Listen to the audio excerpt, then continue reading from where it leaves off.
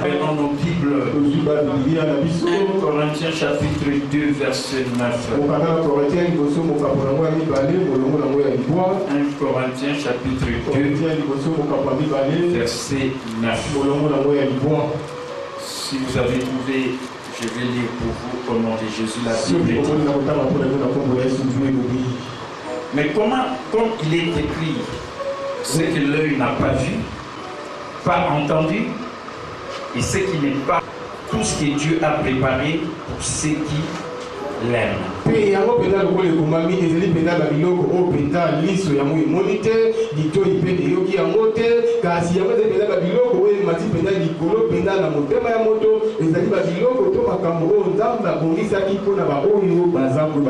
J'ajoute un autre verset parce que ça ne se trouve pas dans le livre. C'est le verset que j'ai partagé à la télé tout à l'heure dans Matthieu chapitre 9 verset 29. La Bible dit qu'il vous soit fait selon votre foi. Voilà mes bien-aimés, ces passages bibliques qui vont m'aider à partager avec vous la bénédiction de la parole de Dieu sur ces thèmes, élargir votre vision.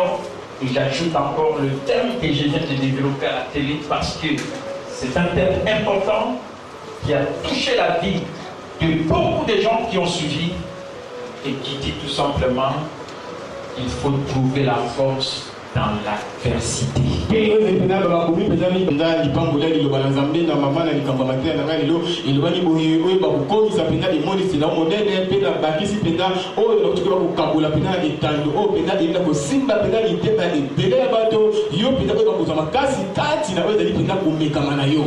Et ce sont des principes, tous ces thèmes que je suis en train de développer.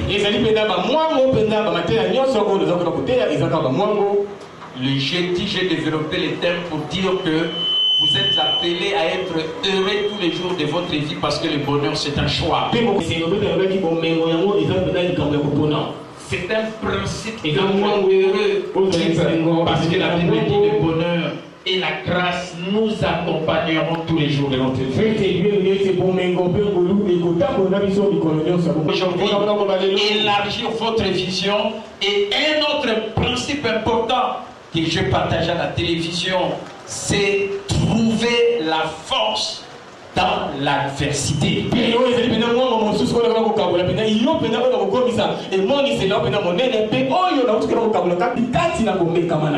Là où vous êtes à moitié levé, les yeux fermés et les doigts, priez pour que Dieu parle au travers de ce message et de la prière du Seigneur. Seigneur notre Dieu, en ce premier dimanche de ce voilà pourquoi être heureux c'est un principe. C'est un principe pour vivre le meilleur maintenant. Et Seigneur Dieu, pouvoir faire face à l'adversité et trouver la force, c'est un principe pour vivre le meilleur maintenant afin d'élever notre potentiel et aider les autres. Et faire que Seigneur Dieu, prions un jour nécessairement c'est ce passage biblique cher Saint-Esprit, nous te reconnaissons, nous t'accueillons, nous t'accueillons à toi. Enseigne ta révélation de ce message. Au nom de Jésus, et toute l'assemblée dise à Dieu Amen. Amen. Saluez tous les uns les autres dans l'amour du Seigneur avant de vous mettre.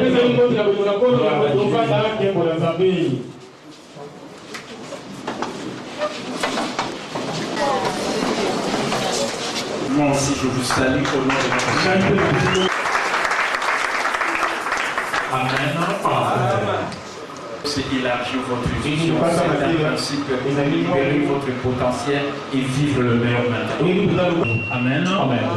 Et un autre principe, et c'est là où je vais un peu m'attarder aujourd'hui parce que l'interaction à la télévision, et j'ai été touché par des interventions des gens et j'ai compris que il n'y a que la parole de Dieu qui peut apporter la solution dans la vie des gens. Et voilà pourquoi nous sommes appelés à élever cette parole au-dessus de toutes choses.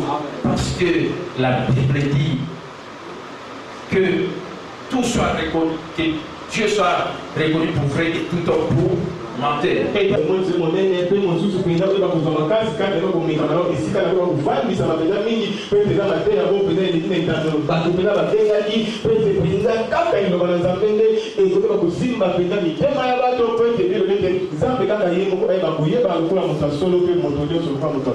Amen.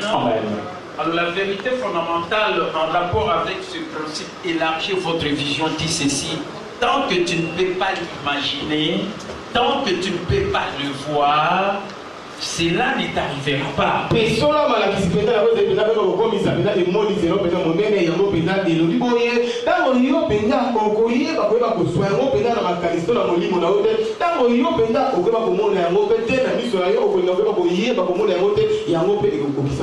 Tu dois imaginer ton avenir. Tu dois voir cela. C'est que l'œil n'a point vu, c'est que l'oreille n'a point entendu. Donc il faut voir. Abraham, quand il n'avait pas encore l'Isaac, Dieu l'a fait sortir à l'extérieur et c'était la nuit. Il lui a dit: regardez les étoiles, comptez. Et quand il a commencé à compter, il a commencé à imaginer cette multitude qui devrait faire de lui le père de la foi de la multitude.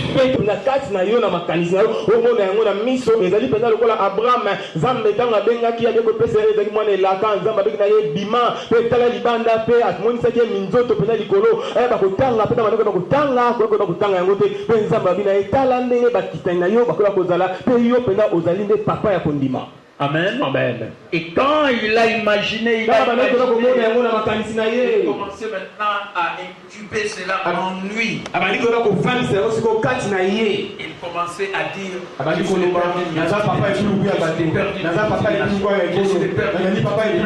je suis le père des nations. Parce qu'il a reçu la vision, il a vu les étoiles, il a vu que voilà ce que Dieu me donnera, ce que je deviendrai le père de la foi d'une multitude des nations. Et ce qui a fait que par Isaac, cela s'est accompli. Et aujourd'hui nous appelons Abraham le père de la foi. Mais ce qu'il a imaginé, il a incubé cela en lui et il a commencé à proclamer cela. Et ce que nous disons, c'est ce qui s'accomplit. Et c'est ce qui s'est accompli dans sa vie. Et c'est ce qui s'accomplira aussi dans ta vie. Amen.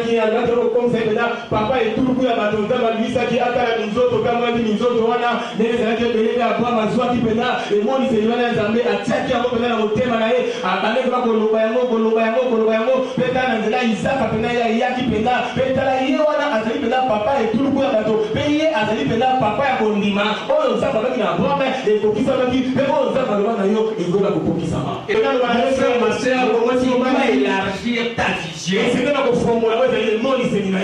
Ne soyez pas limité à une petite vision. Voyez grand, visez des grandes choses dans ta vie. Ce que tu es en train de viser, ne dis pas que c'est impossible.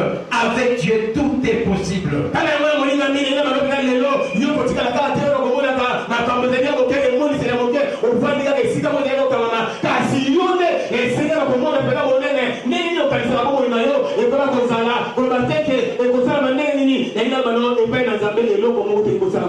Amen. Amen. Permettez-moi un peu de lire le remix parce qu'il y a une histoire là que je vais relater telle que je l'ai mis dans le remix pour que vous puissiez bien comprendre cela et puis je vais vous communiquer le réma.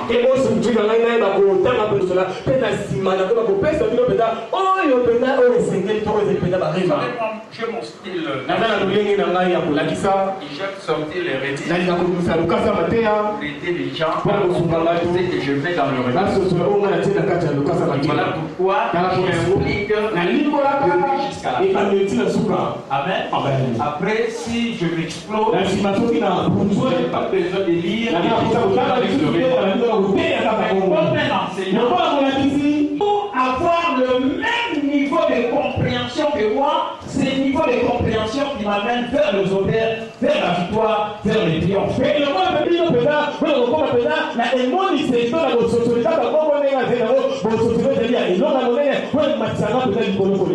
Parce que le et le passage à terre, pour la et ça va beaucoup, on a dit ça. il y a une table sortie, La limite, ça va nous faire collaborer. mais les Ça, ma carte à terre, chaque fois, on a dit ça pour les gens, ça va beaucoup de collection. Il y a 5 000 euros. des livres. Et pour ça, il y a beaucoup, il y a beaucoup. Les jours où j'aurai un éditeur, Pour la alors je vais tout lancer.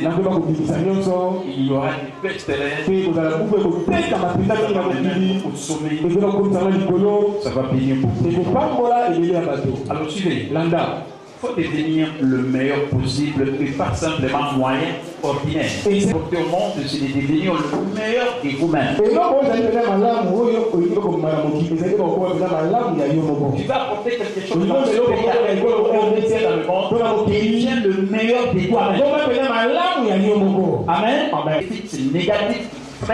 Puis à commencer à élargir votre vision et vous voir comme si vous vous réjouissez, c'est-à-dire si vous étiez plus, si vous faisiez plus, si vous vous réjouissez ou aviez plus.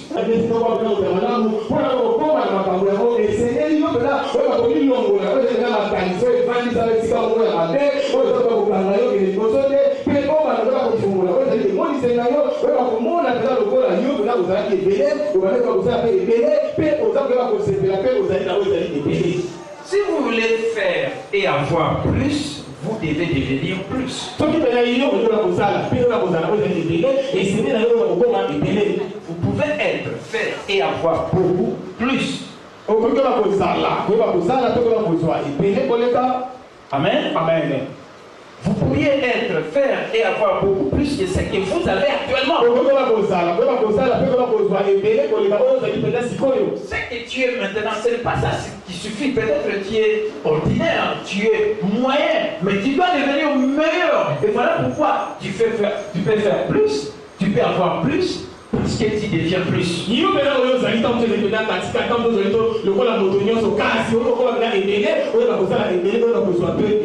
Ne marchez pas comme si c'est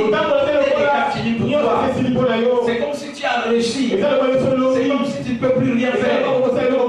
Très bien. Il faut élargir votre vie. Il ne faut pas vous limiter dans les pensées que vous avez. Ça ne suffit pas encore. Vous n'êtes pas encore meilleur. Vous êtes peut-être au niveau plus bas. Vous êtes au niveau moyen. Mais il faut aller plus loin. Si tu deviens plus, tu feras plus. Tu auras plus. Amen. Est-ce que tu comprends? Amen. Vous pourriez vivre une vie d'abondance. Vous n'êtes pas condamné à vivre une vie de misère, une vie de limitation, une vie de pauvreté. Non, vous pouvez vivre une vie d'abondance. La réalité que vous êtes né pour vivre une telle vie et que vous la méritez. Et il est temps de vivre le meilleur. Il est temps de vivre le meilleur. Non pas demain, mais maintenant, aujourd'hui. Amen. Afin de vivre votre plein potentiel, votre première étape à franchir est d'élargir votre vision. Amen. Quand j'ai dit, vivre pleinement votre potentiel, je vais tout simplement te dire cherche à être bien dans ta vie. Regardez les choses qui sont à l'extérieur. Alors ce qui peut rendre ta vie meilleure ici sur la terre se trouve en toi à l'intérieur. Donc il y a une personne riche en toi. Et si cette personne riche, tu arrives à libérer cela, alors à ce moment-là, tu vas commencer à vivre le meilleur maintenant. C'est pas demain, mais c'est question de prendre conscience de ce que Dieu a mis en vous.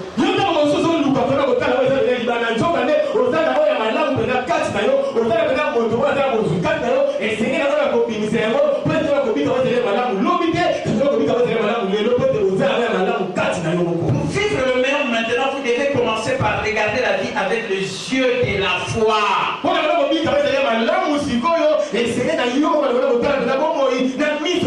En imaginant que vous vous élevez à un niveau supérieur. Voyez vos rêves. Ici, je parle toujours de devenir le premier millionnaire de votre famille. Voyez vos rêves. Voyez ces rêves-là du millionnaire. Voyez que toi tu es millionnaire, mais commence à libérer ce potentiel maintenant. Et demain, les gens diront que tu es millionnaire. Millionnaire, vous devez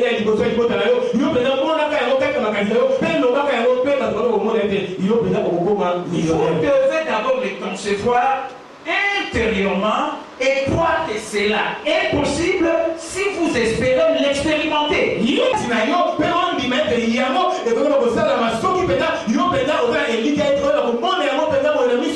espères voir cela à l'extérieur pour que les gens voient que tu es millionnaire. Mais tu dois d'abord concevoir cela à l'intérieur de toi. Travaille de l'intérieur vers l'extérieur. Mais les gens du monde travaillent de l'extérieur et cherchent à ce que l'intérieur soit meilleur alors qu'ils ont commencé à l'intérieur. Dieu commence de l'intérieur vers l'extérieur. Or, la crise économique actuelle est en grande partie causée par des individus qui veulent paraître riches à l'extérieur, mais qui ne le sont pas à l'intérieur.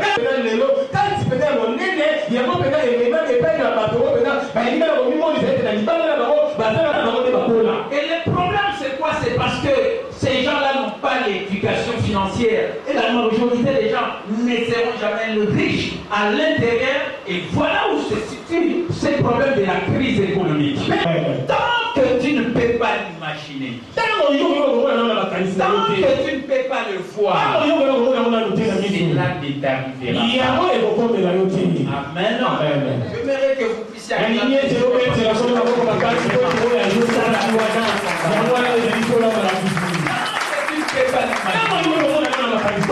tu ne peux pas le voir, tu ne peux pas vivre cela dans ta vie. Cela ne t'arrivera parce que tu n'imagines pas ce que tu ne vois pas.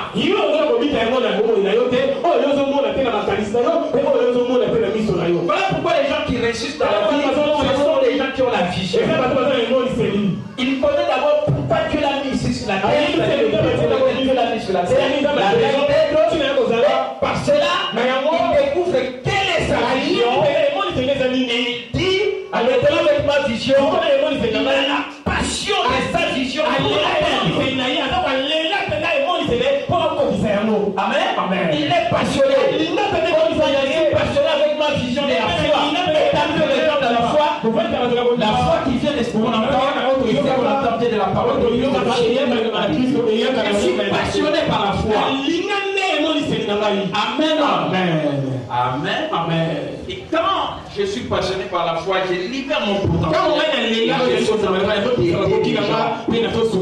quand j'aide les gens, je n'entends que ce que les gens me disent. L'homme le plus heureux sur la terre, c'est moi. Et l'homme, la femme la plus heureuse sur la terre, c'est toi. Et ce sont les enfants de Dieu. Parce que les femmes, la parole de Dieu, parce que tu vas communiquer la joie dans la vie des gens. Les gens seront contents de te parler. La parole de Dieu va leur pays. Amen. Les hommes et les femmes les plus heureux sur la terre, ce sont des enfants de Dieu.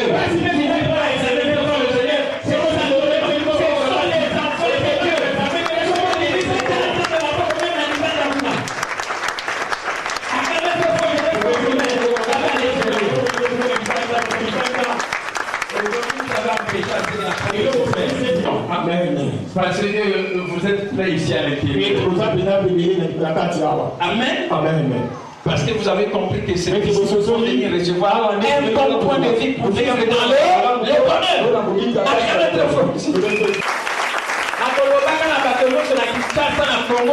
Soki bolingo ozwa ba point de vie à bien boya na rema na banali ya 34 pour awa ndekolo kozwa ba point de vie pour vivre na bonheur solo ndimi pete na nzambe maboko le bonheur à la grâce nous accompagne tous les jours de notre vie c'est ici et si on dit que tant mango koki akoyebisa bato nzambe awa kolo bare matelemi. Amen. passionné dans ma vision. Dieu s'est plaît des gens qui ont la foi. Sans la foi, tu ne peux pas plaire à Dieu. Mais si tu as la foi, tu vas plaire à Dieu. Et avec la foi, tout est possible à celui qui. Et il vous sera fait selon votre cœur. Amen. Place au Seigneur.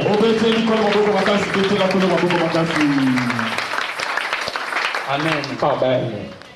Alors, suivez maintenant cette histoire. J'ai déjà relaté cela ici dans cette église. J'ai dit l'histoire d'un homme qui était en vacances à Hawaï avec sa femme. Et c'est un homme bon qui avait obtenu un succès modeste, certes, mais il vivait tranquillement, pensant qu'il avait déjà atteint les limites dans sa vie. Vous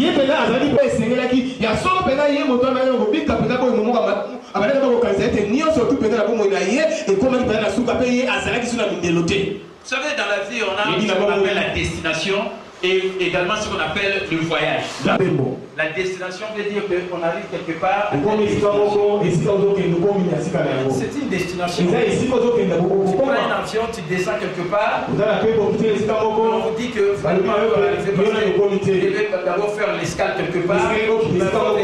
Votre point d'arrivée, le voyage, c'est juste quelque part. Donc il faut être dans le voyage. Ne vous limitez pas seulement dans la destination. Ne venez pas à l'église pour dire que ici n'a coquine l'eau on a nos coquités. Tant que tu es ici sur la terre, on a nos coquités. Mais quand il faut élargir ta vision pour être un seul homme d'égo. Oye la au coquille. Amen.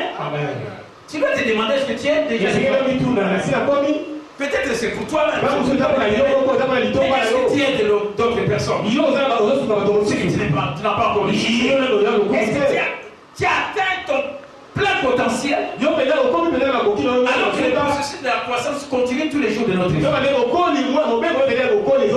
voilà ce qui est arrivé avec cet homme. Et il trouvait, mener une vie certes modeste, mais il trouvait comme s'il avait atteint les limites dans sa vie. Un jour, un ami conduisit les couples à travers l'île pour la lui faire visiter.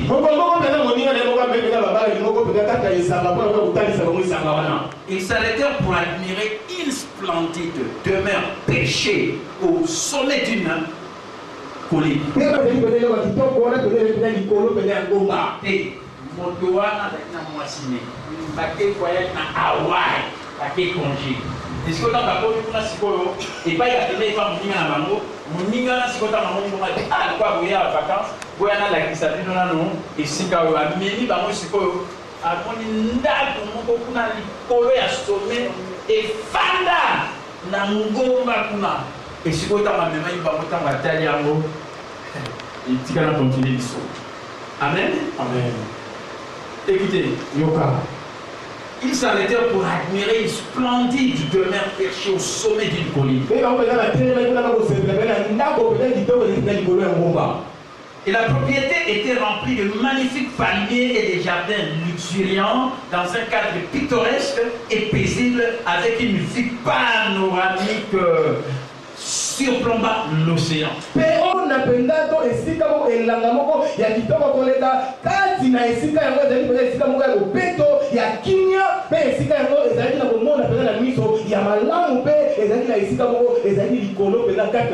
L'homme contemplait la magnifique demeure, il fit la remarque suivante à sa femme et à son ami. Je ne peux pas m'imaginer vivre dans un endroit comme celui-là. Et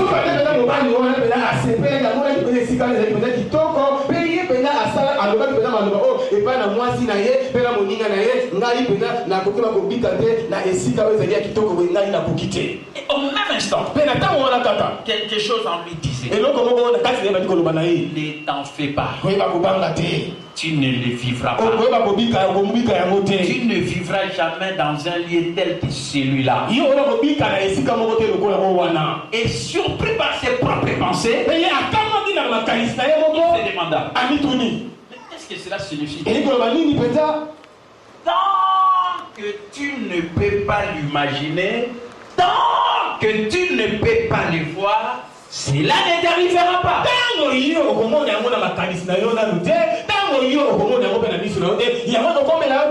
Et l'homme réalisa, à juste titre, que ses propres pensées et ses attitudes les condamnaient à la médiocrité.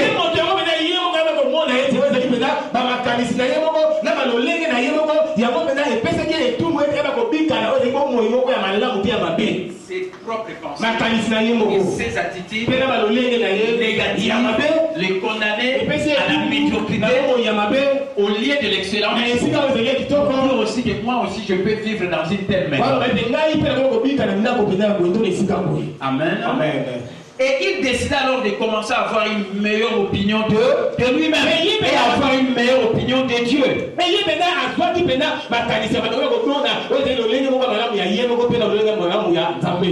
C'est la même chose pour nous. Voilà maintenant la leçon qu'il faut tirer de cette histoire. C'est la même chose que pour nous. Nous devons les concevoir intérieurement avant de pouvoir le recevoir extérieurement. Si vous pensez que vous ne recevrez jamais quelque chose de bon, alors vous ne l'aurez jamais. La barrière se trouve dans votre esprit. Ce n'est pas le manque de ressources de Dieu ou votre manque de talent qui vous empêche de prospérer. C'est votre raisonnement erroné qui peut vous éloigner de ce que Dieu a de meilleur pour vous.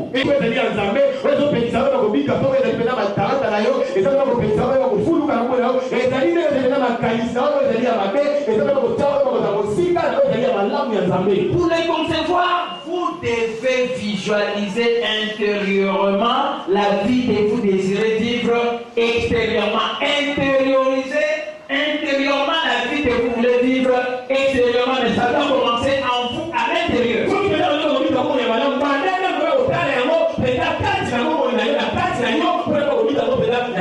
Et cette visualisation, vous, dans vos pensées, dans votre conversation,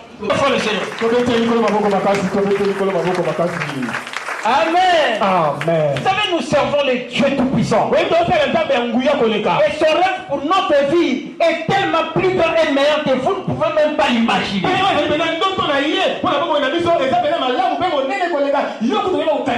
Et c'est le moment d'élargir votre vision. C'est le moment d'élargir votre vision. Est-ce que toi tu es prêt à élargir ta vision? Amen.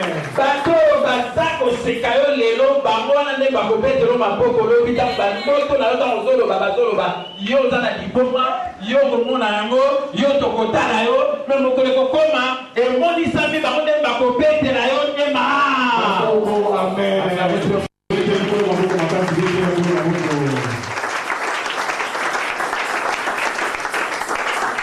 Amen.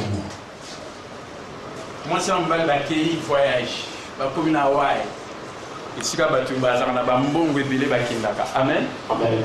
À mon inda qui tombe pour la montagne. Ah, d'accord, boy. Nga vous na fi na ngai. Na koye baka ko vivre en temps mokolo moko. Amen.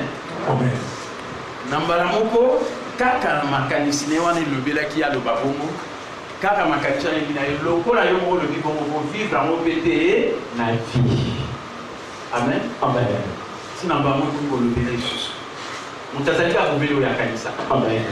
Nous avons un peu de et l'eau va bon, et ça va pour la bâtisse, tu vas écouter la bâtisse, tu vas vivre en et ça va pour la naïveté. Les colons n'ont pas été ça. Bateau va vous allez élever dans mon kili, ah, on a c'est et ça va n'entendre. Amen. So, nous avons pété l'entendre ma boue. Ça va n'entendre pour la nuit parce que moi, l'entendre, azali heureux mon colonioso. Akozelata comme un bon pas comme un heureux. Akozelata sur les campons pas comme heureux. Attaque vivre comme un heureux mon colo. Et pourquoi on s'en va bon pour aller au bâtiment on juste mais qui heureux là et c'est un peu qui ça m'a pour envoyer la vivre en go. Amen. Voilà pourquoi je vous ai dit vous devez apprendre à être heureux en vous-même. Amen. Et Seigneur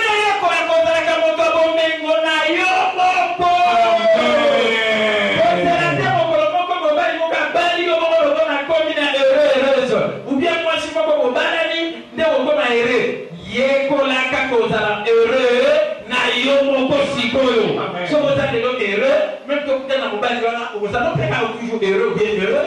Mais ça y est, mon comme ça, et réponse que c'est là, c'est là. Mon côté dans mon kila, comme sur heureux.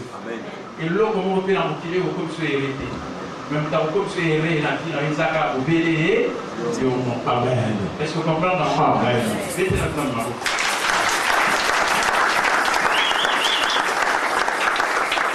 Je vais vous dire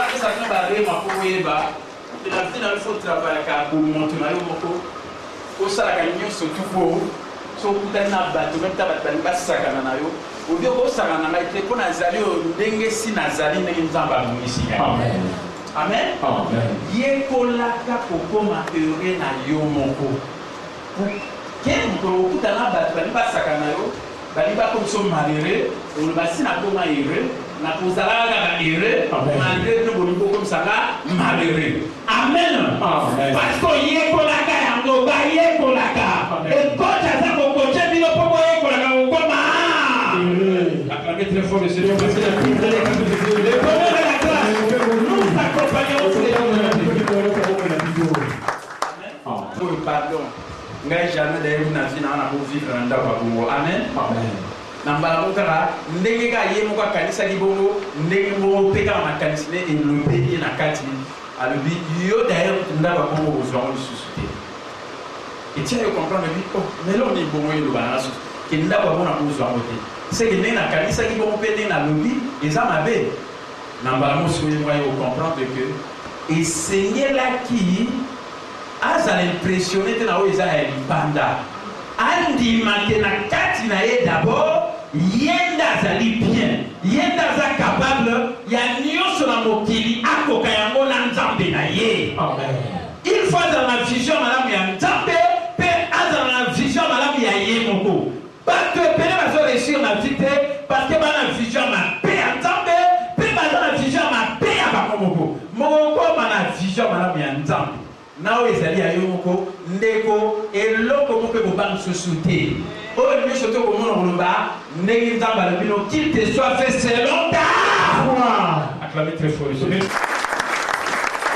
Voilà pourquoi tu vas y arriver. Pour le monde c'est nayo.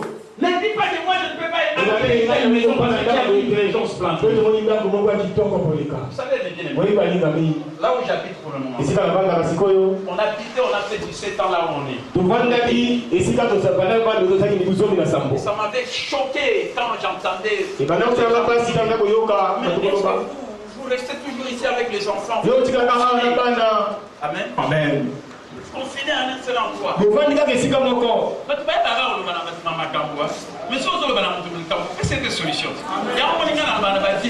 cette solution, il y a un peu de solution. Amen. Amen. Oui, mais quand vous avez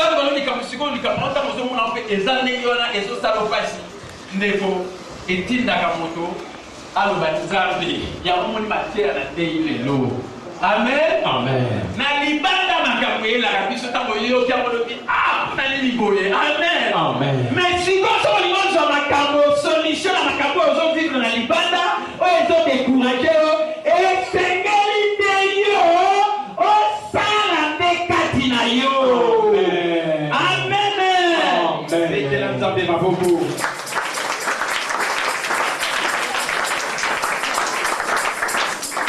Amen. Amen. Même ta batba c'est qu'on a dit banda mais quand tu as sur ce téléma amen téléma amen amina otala le bon notre bana téléma katina na téléma oh nous c'est vrai du banda et à l'amour mon devoir d'aller avec un fils sans problème et là avec mon devoir et l'amour na téléma katina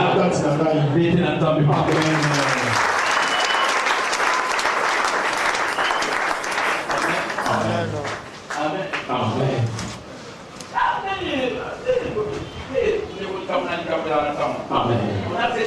Vous avez oublié que les enfants sont confinés dans ce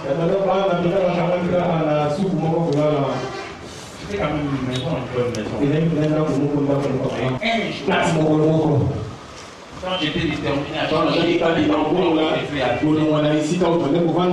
l'endroit que j'avais vu. Amen. Amen. Et où nous sommes maintenant. Esika toza sikoyo. Même là, il y a un pasteur moi à RSC, quand on est dans la première il a été pour comme vice-président. Il y a un presque pasteur monsieur à RSC, même dans la fête. Fête ça, maintenant dans la salle. Ils avaient pas une table à comment là. Comme si on a table à côté de la table. Oui, ça, ma campagne il y a Awa Kasaou. Banda coupé à Bouiza na Kasaou. Amen. Amen. Alors si vous lobby il y a dans la Kasaou en voyage. Alors le quoi na kinai na ville na kinai na chip na raté. Na futambo na ya FT print de migati kuna. Je connais kuna. Si vous t'entendez sur la si vous voyez na mukate la felici koyo. Na sur na taxi mais le quoi il y a ça na mutu taraye. Abio teke tikana ya mutika.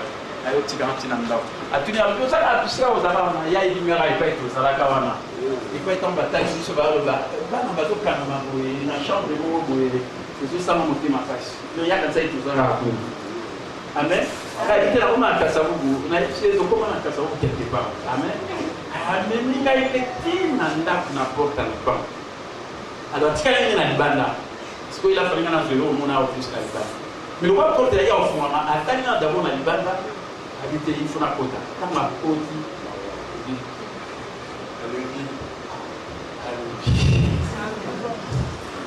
amen encore en marbre le Dieu en marbre amen elle dit oh il a eu dans la Chine amen frère aucun mois que l'autre côté na sisi au monde le dit ngai oyo na uzana moté zala na ko dima ko sa fango o ko twango rien n'est possible à Dieu. Tout est possible à Dieu. Amen. Maintenant, maman, je peux la monnaie d'accord, on a tellement de bandes à et pas dans le côté à mes frères, la zone quand ça m'a terre à l'église. Pour rendre un temps de l'action de grâce. Il y a ma victoire sur la bénédiction, la mission avec grâce. Quand le bagate pas au salon, ça va le temps de pain dans sa vie. Ah, au lieu de se faire on va nous merci. Yo za toujours na mawe pa uzabisika. Nzamba ni yo zabisika wana.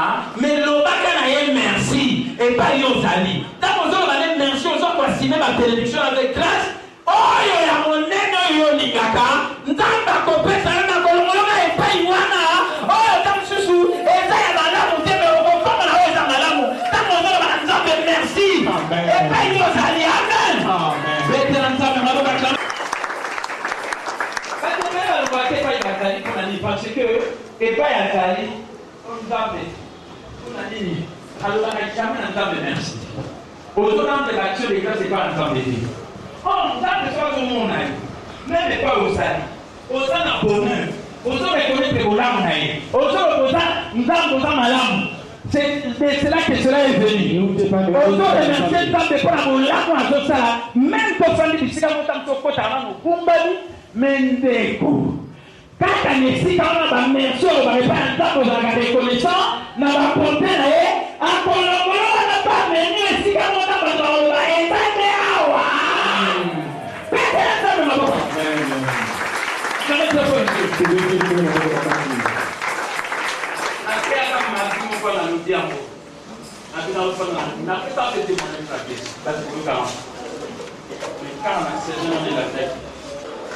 Amen. Amen. On a le bail dans ensemble de merci d'abord et pas le salut.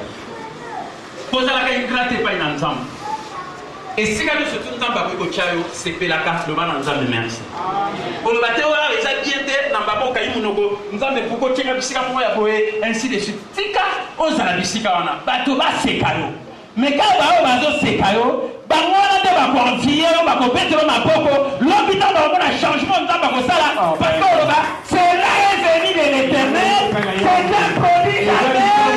Et papa m'a dit quand on a mis sur la bateau.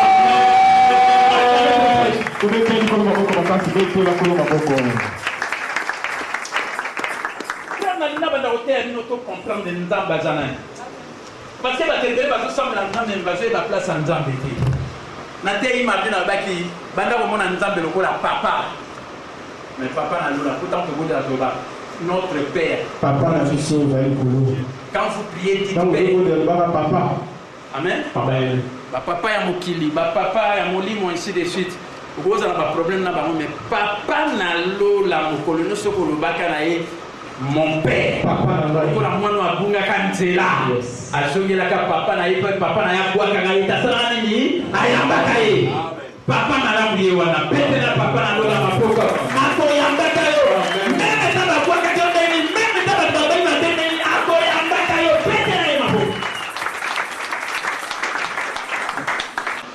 Donc comment on a été le voir battu na ba vie, ba monde, ba ko yo za na ba bilo muso yo za na mote. Ba tonga ba ndaba binene. Frère, ceux qui ont imaginé le comme na kati na yo, on le dit kokoma yo et kokoma.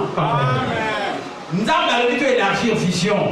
Réma soto zawa to mona kate kozaka awa. Ceux qui awa peut-être va te sur le but et et ça rénové. To commission boye même comme ça on a changer. Dès qu'on a un projet le 8 mars. Amen. Vous dites ba mani soto to mine na ba église amoni na bureau na ngai. Nazarana photo moko na bamba na mi. On a été dans Nigeria na moni église à mon à David Oyedo où il y a plus de 50 000 personnes qui sont dans l'église là. Caméra photo et après na joie c'est quoi église il y a 50 000 nanga moko maboko na tombami na chair na tomboli maboko pour na mona église là. Pour na ba soki et David Oyedo kwa sala ya ngope na moni na miso ngai pe na vie na ngai et ko sala ma même ya plus. Tant que na Yesu ayede na yebi que l'église a miné de na paix et ton amitié est pour ton amant. Comment tu peux te rendre de ma boca acclamer Jésus.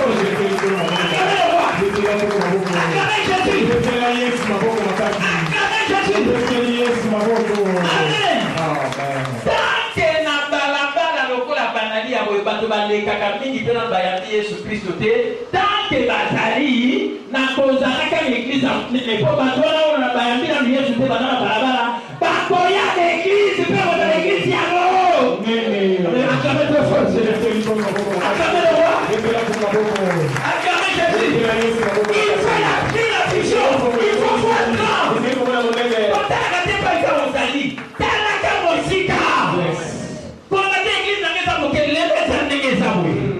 d'ailleurs, pendant que Bada va venir nous se faire l'équipe au Yémen. Première fois, on a dit que dimanche, on va venir ce petit Bada.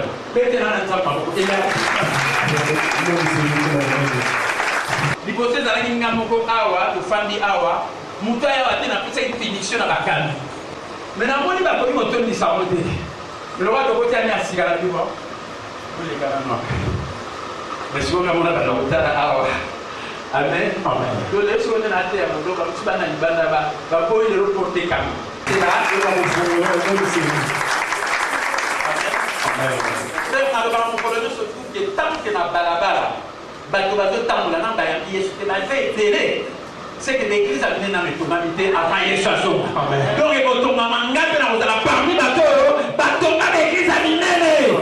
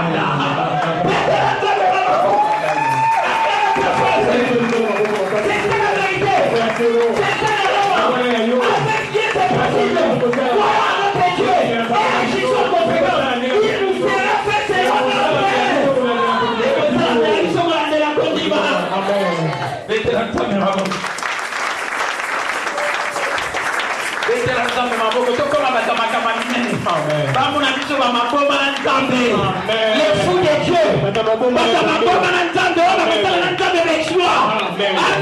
Amen. Je vais élargir vision. Yo ça awa. Comment tu vas? On a bien. Quand t'as l'amené là. Avec ça. Yo ça awa. Faut limiter awa. Tu finis ça awa. Yo. Amen. Amen. Finis awa. Yes. Amen. Amen.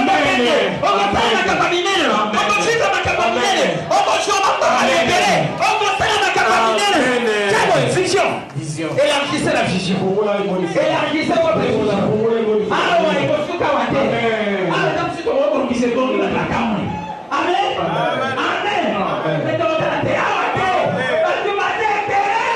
Il faut que ton église ait plus de 50 000. Il y a 100 000. Et après la Liban, vous avez fait la tente, il y a 100 000. Donc 200 000. Tant qu'on a dit, waouh, la qualité, voilà. Ce que vous savez, n'est pas une année, vous savez, la qualité, je n'ai pas de favoris. Dans la favorité, ce que ce n'est pas mon doigt, ce que les gars, vous savez, ne peut pas y aller. Mais pour les gars, qui te soit fait cela. Attendez pour faire le Seigneur. Attendez vraiment. C'est la vérité. On a la complexe de la vie. Mindimaka, c'est la bonne estime de l'homme. Dimanta, c'est Mindimaka. Amen. Yomoko Mindimaka, au sein de la campagne. Est-ce que vous avez dit Mako? Amen.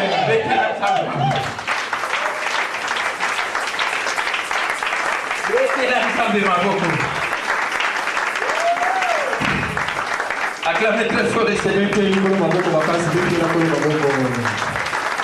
Amen. Vous savez, je vous partage cette pensée. Et je vous donne cet exemple que j'ai donné à la télé. Coup, hein? Nani avait un coup. Le roi n'a goût. Amen. Amen. Amen. Amen. Et à Boyana Kinshasa, sur les côtés Kinshasa est changé. Amen.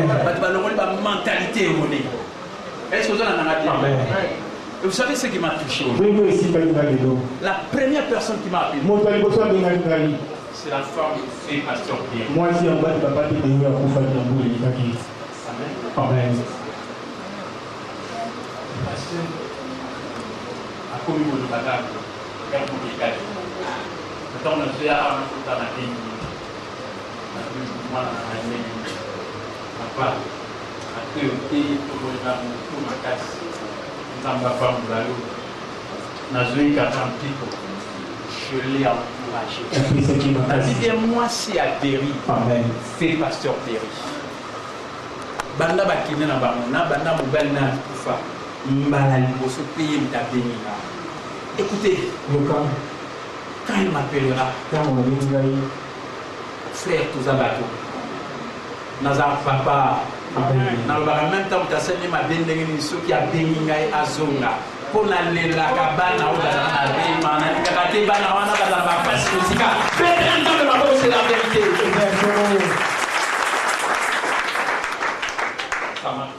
Aujourd'hui, elle m'appelle et le seul. Il a béni, il a fait beaucoup. Pour ma terre, la terre qui. N'a pas le regarder. Yekola, vous allez heureux, n'a eu beaucoup. Pour vous connaître un jour au Bali. Mais tant que vous allez au Bali, aussi. Tant que vous êtes à la super communique. Est-ce que vous êtes malheureux? Qui est là, vous allez heureux, même temps vous allez à sauter pour vous allez heureux. Voilà, vraiment. Oui, tout le monde est à qui a béni papa. Maintenant, nous avons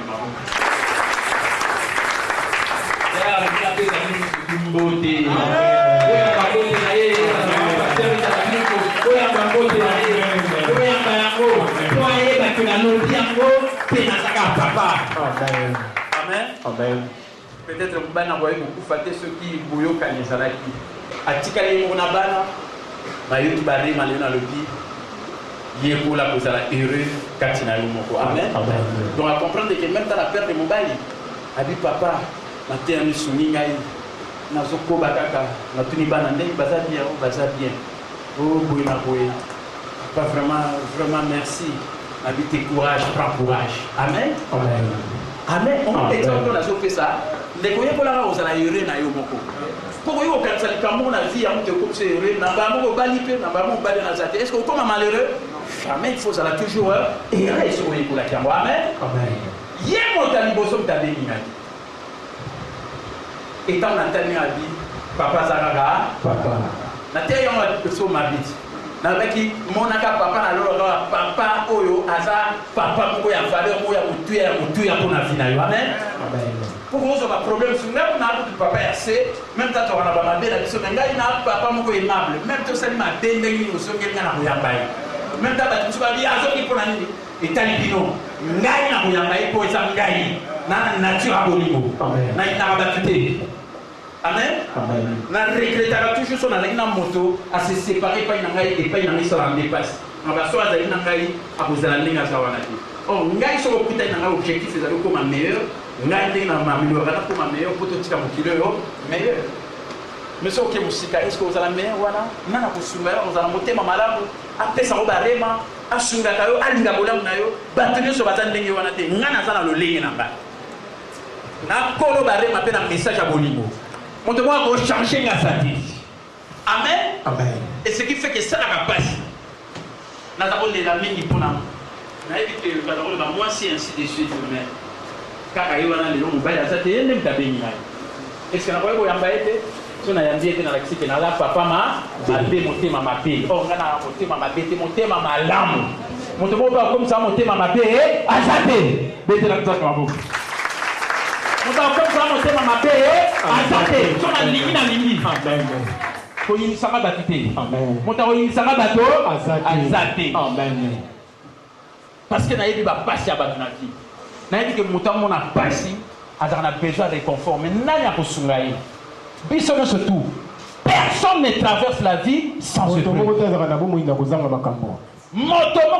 la vie sans épreuve voilà pourquoi vérité fondamentale dans la Bible. Peu n'a plus une histoire, on a bétaillé dans la télévision.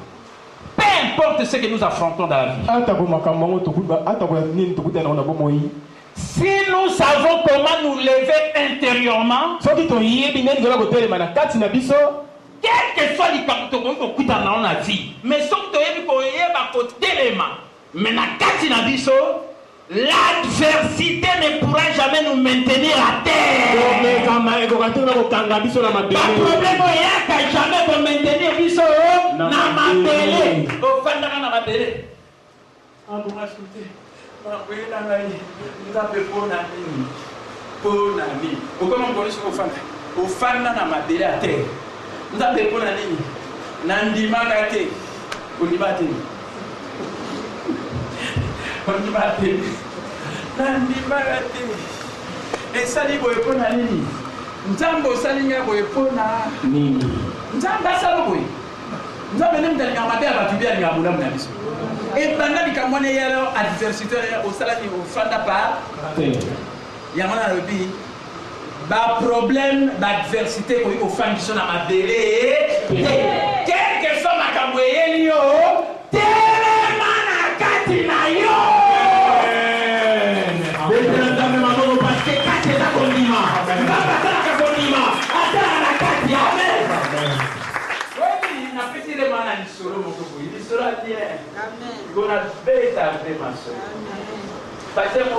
Mon numéro dans la calendrier, le passé, il y a ma solo.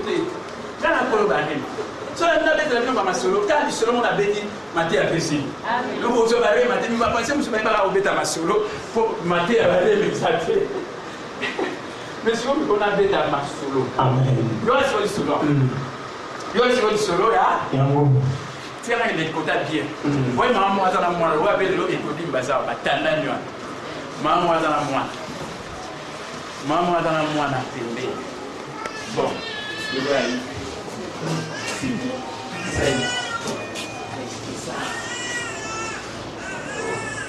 Maintenant, descends toi tout. Il y a ce qui m'a. Donc, exemple, dans ces années, maman, je vais aller dans moi, n'est qu'il tes arbres. Passer à sauter. C'est comme moi la petite nacée. Mais moi, la PEP, avec la petite, comme c'est toi, la grande sœur. Amen. Alors, toi, fais comme ça. Mets-toi debout. Alors, quand tu te mets debout, tu es là. Alors, maman maintenant dit, si bah, il se pose, mais ça y est, enfin. Mets-toi. Est-ce que vous êtes là? Amen. Donc, maman, sur la matière, moi, on n'a pas fait là. Normalement, mets-toi en côté. Et on nous a ajouté les mains. C'est comme maman, à ce signe, gentiment, à candaler. Femme, c'est la laisser. Femme. Télémain. Amen. Yo be faire des choses. Tellement de choses. Si on maman ta matin va moni il est dit. Azali vous au faire c'est un gentillesse Seigneur ce toi. Amen. Amen. Mais tellement que moi n'a pas dérangé chaque fois sur tellement azo fanda ya zo fandi sai. Nambala mo siko ya suka siko kwa la kise de like o lekisi. Ozo déranger ngai. Est-ce que simbe na ngoko moko o lugo mo chai na moto. Bon, siko fandi c'est de la chai. Aye ba na go chero go na moto. Afanda fanda lugo na moto. Amen. Yo que yo kotungi singa mingi fanda mais ko kili man futé. Ya wana kamata ina lugo ba simbi ya chero lugo na moto. Amen. Yoka siko réponse à moi. Yoka réponse c'est pas ya moi n'est pas maman. Yoka. Maman nandimi nango fandisi ngai. Donc maintenant toi tu dis maman j'accepte. Je crois que tu m'as fait asseoir. Maman nandimi ko fandisi ngai. Amen. Amen. Maman nandimi ko fandisi ngai. Mais yeba ke na kati na ngai même ta la fandi naza na ngai yako.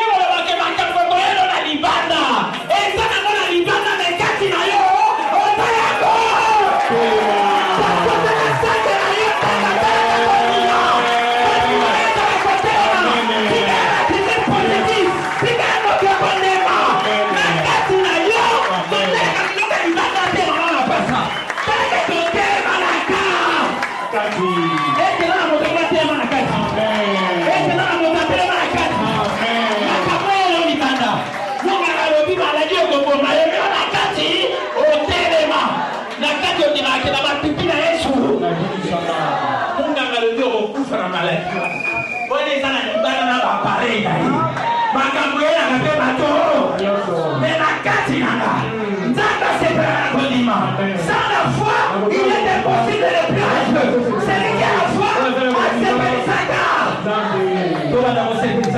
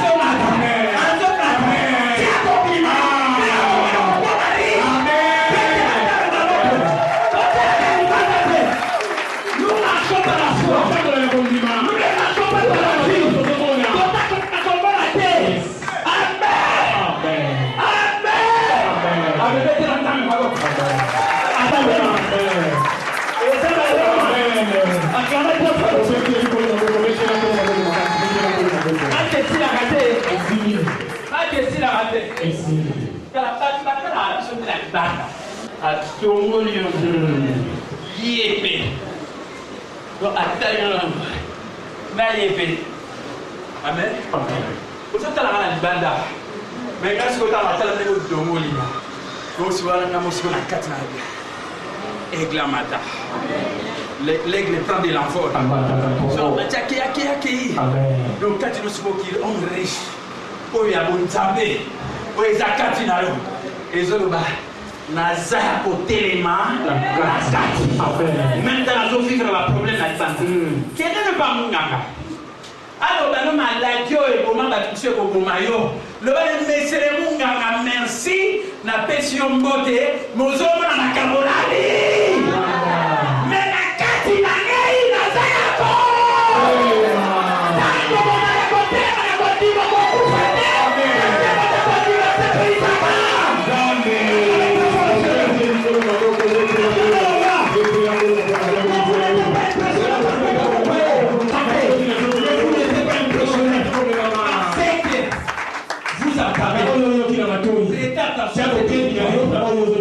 Prêtez attention à la déma. Amen. Badem écoute à Wadi. La montée. Amen. La montée. Ciao. En même temps, nous pouvons. Le gars où est fan dans le thé. Nazad de où?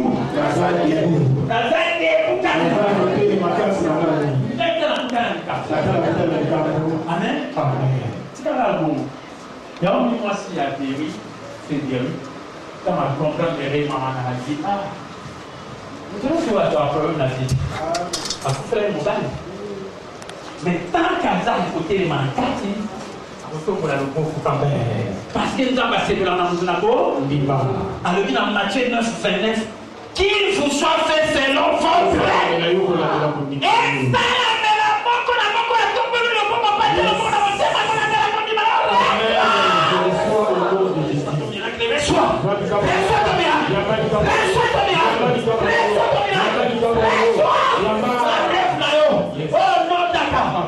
Et ça,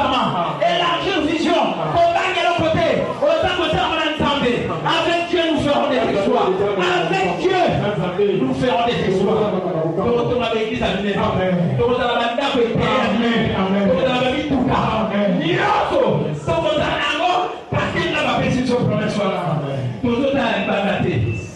Ma caroline se fait la bagatelle. Mais qu'est-ce que la parole de Dieu? Amen. Pour la mentalité et l'attitude, il y a longtemps à la vainqueur plus que eux. Quand la loi a monté, l'eau est au bas. Nous sommes vainqueurs plus que eux. Amen. Amen. Quand on a dit pas là-bas, on a dit, on a tombé le logo à droite, mais le logo on a monté. Et quand le bani, le bani est passé dans ça le quartier. Nous sommes dans la bataille. Et quand il est dans le carré, on a monté. Amen. Et on a dit le logo on a monté. Amen. La puissance de ça là. Miracle de ça là, on a monté. On dit mais ça la kati. Quand on a monté, même de l'eau dans la mer. Nous allons encore au Kouya. Il y a des amis là-bas. Amen. Maintenant, président, on va soutenir l'équipe.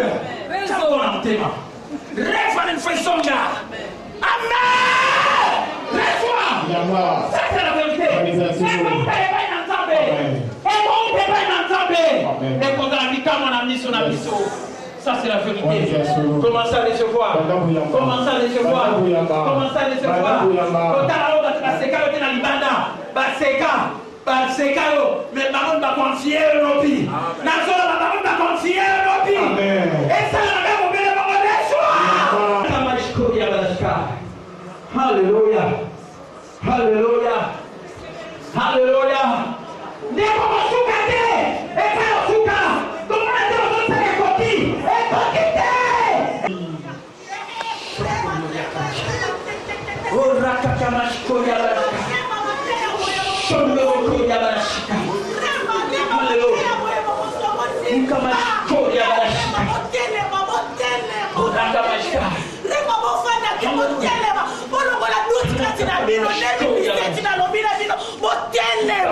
Élargis ma vision, élargis Rababa, Remamolo la Madoute 2017, et Rababa, mon air est à slogaté, et à slogaté, et à slogaté, Remamodima, Modima, Modima, Motelema, Motelema, Motelema, Motelema,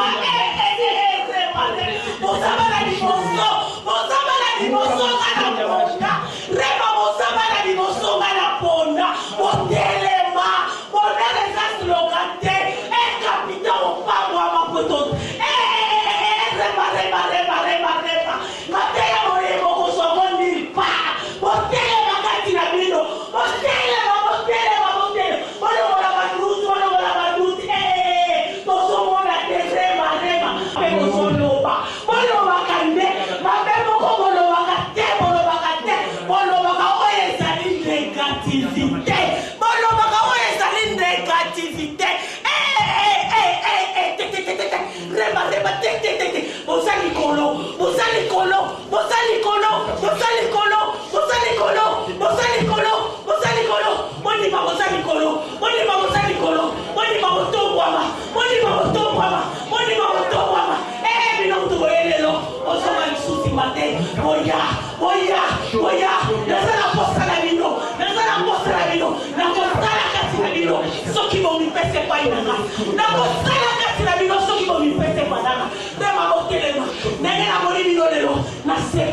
na sepeli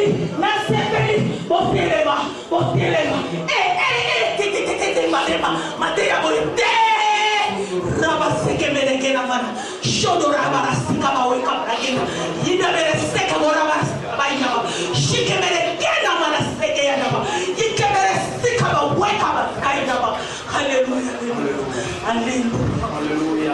Le programme à mon thème, mais oui à droite, et ça a côté l'élément. Mais pour élargir vision, pendant qu'on fait la cabinée, si quand on franc, il y a 500 francs, 1000 francs, quand on franc de minée, personne n'a dit ma minée, on élargit la vision, dans ma compagnie, on a ma cabinée, à côté 40 parce qu'elle soutient la cabinée, on a condiment. Qu'il vous soit fait selon votre foi. Qu'il vous soit fait selon votre foi. Qu'il vous soit fait selon votre foi. Laisse-toi le miracle. Laisse-toi. Laisse-toi. Laisse-toi.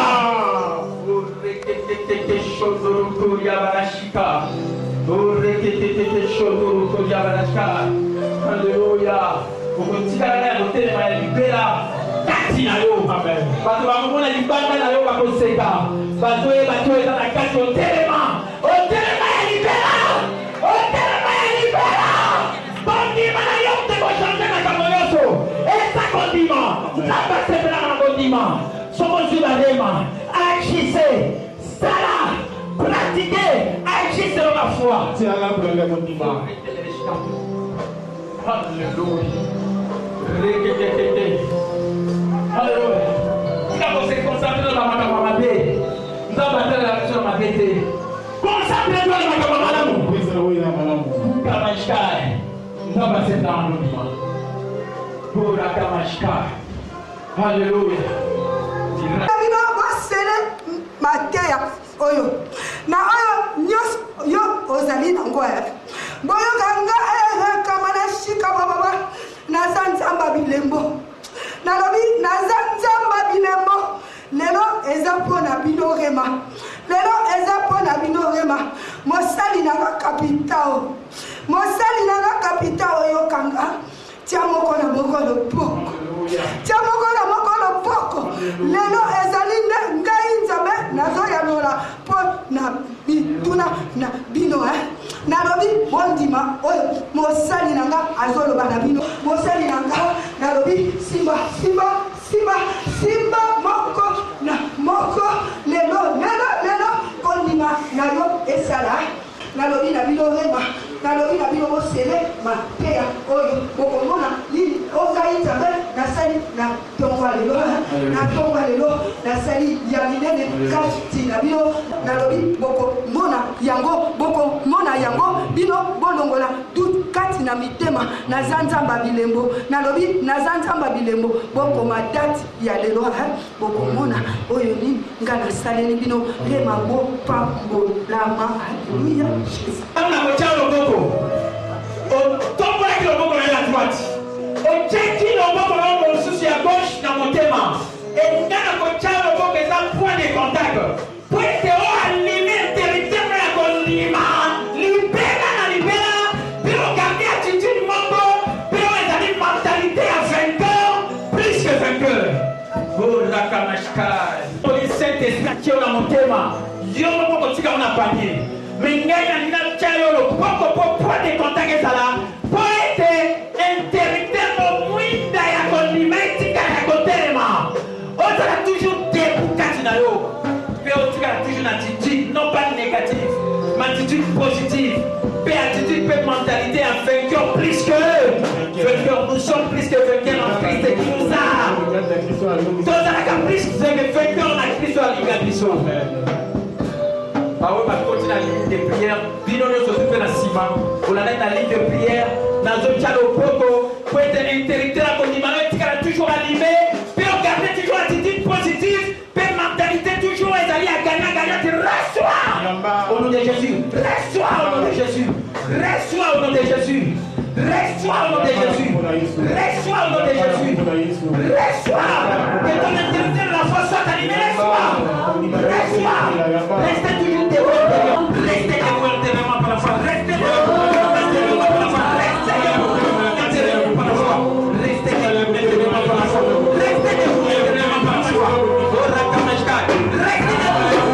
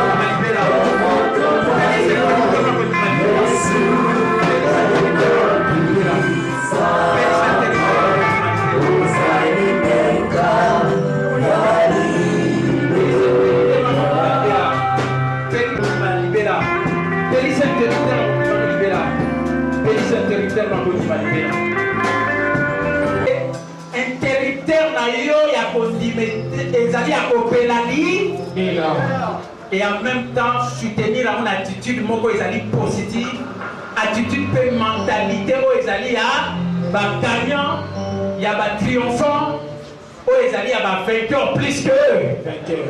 Soit si on m'a balé tombo la penda pour la kisake, naza attitude positive, naza attitude pe mentalité, ya o bazali ba gagnant, attitude pe mentalité, ya ba o bazali vainqueur plus que vainqueur. Penandenga interrupteur na mondima et tika ya kotelema parce que quel que soit mes preuves faut beaucoup d'amour. Adversité.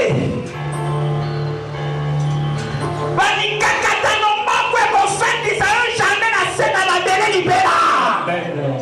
Okozala toujours moto azali ya kotelema na katina. Problème est à la libanda et à la libanda. Nous avons parlé de la question de la libanda et à la kati. Donc, quand il y a un condiment, tant qu'il y a un condiment, c'est un peu là. L'attitude est positive. L'attitude mentalité est à la longue. Il connaît comme la longue. Déco. Problème au côté aux femmes qui sont assez. Au problème, en fait, c'est un problème. Quand il y a un problème, mais là, pas côté les maillots. Attends, il fait n'importe quelle situation. Peut-être que nous sommes plus que vainqueurs par celui qui nous a. Et les problèmes et la classe pour l'accompagner tous les jours de l'autre. C'est ça le problème et le dans la problème. Problème pour que nous avons pour qu'on a toujours constaté là où est un malade. Où est un malade, mais la climatisation c'est plus ensemble. Où est un malade, mais la attitude positive et la mentalité à la gagnante.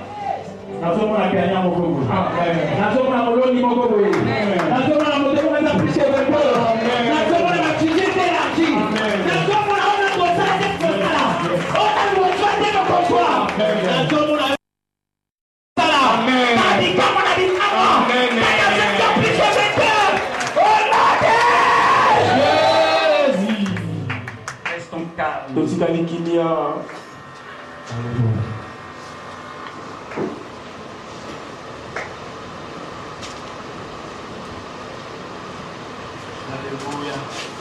Eloko mokezo matakati na yo.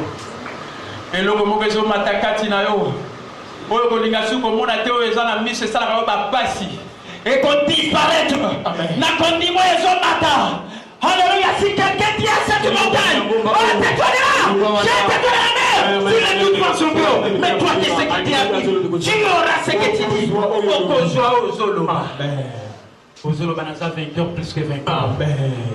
Na ozoloba naza molongi koleka balo. Amen. Alléluia. Alléluia. Alléluia. Ozana titi lokola mwana wana. Atani mama na ina koseka. Abi mamo kenga loko na ndimi na na fandi. Mekati nanga na zala na kotelema. Même tana fandi mekati nanga na zala kotelema. Mon ndimi ale ma même kotelema mekati na zala kotelema. Telema ya libera. Libera que toi na que kotelema. Samba samba na kotelema. Otala ministère kotelema. Qui je sois fait selon ton prêt. Wow. Reçois les miracles. Il y a pas de temps. Reçois les miracles. Il y a pas de temps. Reçois les miracles. Il y a pas de temps. Oh mon Dieu. Que Dieu vous rende la gloire à chacun selon sa parole. Cette parole qui dit les bonheurs et la grâce nous accompagneront tous les jours de notre vie. Je suis un croyant, une croyante. Quand je prie, je crois recevoir. Si je déclare ce que je crois, cela s'accomplira. Le banazam est un condiment. Dans la bondérie, dans la limite de la vie, dans la lobby, on a la limite, et pour qui ça veut bonheur, la grâce, et Zolanda, pero nous sommes en petit festival. Na kati ekomona na libanda pe na koloba eute pe na nzambe ezali kamwa mpona ngai nzambe mokolo na mokolo kopesaka ngai ezalaka mokolo esengo. C'est la journée que le Seigneur a faite et que cela soit pour moi un sujet d'allégresse et de joie. C'est la journée, c'est la journée que le Seigneur a fait, que le Seigneur a fait. Qu'il soit pour moi, qu'il soit pour moi, ainsi je le joie, ainsi je le joie. C'est la journée que le Seigneur a fait, qu'il soit pour moi, ainsi je le joie. C'est la journée que le Seigneur a fait. C'est la journée que le Seigneur a fait, que le Seigneur a fait. Que soit pour moi, ainsi je le joie, ainsi je le joie. C'est la journée que le Seigneur a fait. Que soit pour moi, ainsi je le joie. C'est la journée que le Seigneur a fait.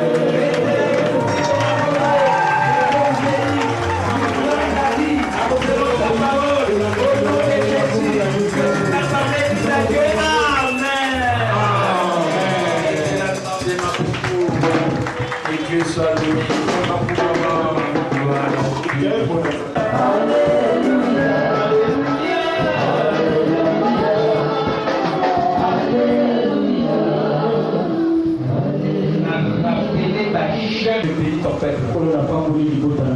Ce peuple qui s'est levé aujourd'hui, la main gauche sur la poitrine et la main droite levée pour dire que quels que soient les problèmes qui peuvent lui arriver dans la vie, dans l'extérieur, mais dans son intérieur, il est vraiment debout et il se lève debout et aucune adversité ne pourra les mettre à terre dans sa vie.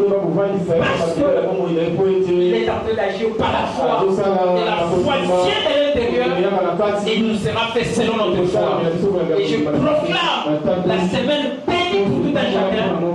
Et laisse que Seigneur Dieu, tes enfants puissent expérimenter la victoire, qu'ils soient des vainqueurs plus que vainqueurs, car toujours une attitude positive et une mentalité des gagnants, de vainqueurs plus que vainqueurs, dans le nom puissant de Jésus. Recevez la bénédiction de Dieu, que la sainte soit bénie, que Dieu fasse trouver grâce et faveur, et que le bonheur et la grâce vous accompagnent tous les jours de votre vie. Au nom de Jésus, et toute l'assemblée dit à Dieu, Amen.